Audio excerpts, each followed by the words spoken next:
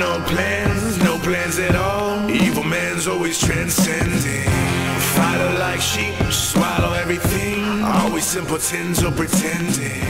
This is your moment of clarity from LeeCamp.net. Whenever you have a scary-ass event like the Boston bombing or 9/11 or that guy who ate that other guy's face off, or when a dog riding a horse won America's Got Talent, meaning the most talented person in these 50 United States is a dog riding a horse. Can't wait to see who will win this time. Maybe there'll be an armadillo eating a corn on the cob.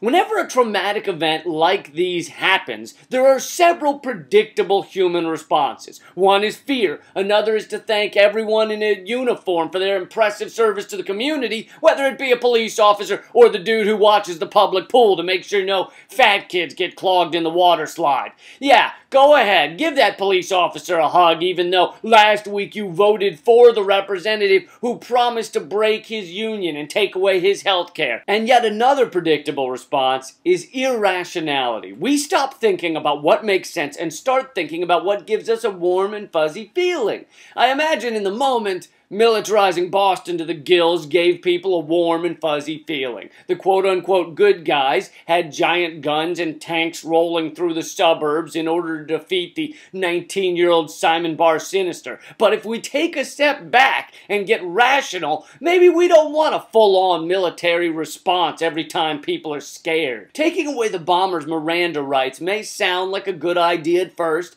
because let's be honest, we want to take away everything we can from that cunt. Miranda rights, right to an attorney. We may ultimately take his life. If he had a cookie, I'd fucking want them to take that from them. In fact, I kind of wish the cops would give him a cookie, just so they could snatch it back. But it's when we're most scared and most furious that we have to fight the hardest to keep our rights and minds and rational brains. When it's nice outside, no one's talking about taking away rights. It's when it's scary that a drift towards police state becomes the easiest. Isn't that when the quote-unquote terrorists have truly won? When we're willing to give away our rights quicker than the virginity of a 17-year-old nerd with rosacea at a Comic-Con meeting his first girl who's proud to have a cape on? Maybe we shouldn't give it away that easy. Not to mention, turning Boston into an all-out war zone probably didn't make people safer. This is a photo of a bullet hole through a second-floor desk chair of a young man who lived next to where the cops had their shootout. If someone had been sitting in that chair at the time, we would all be asking different questions.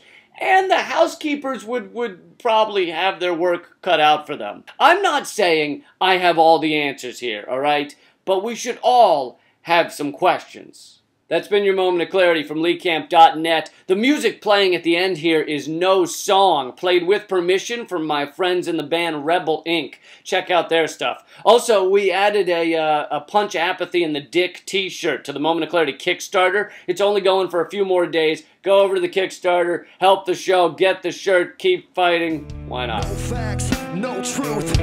No system that can't be broken down by the youth. There's no religion with no lies. It's so odd, no offering plate to pass on.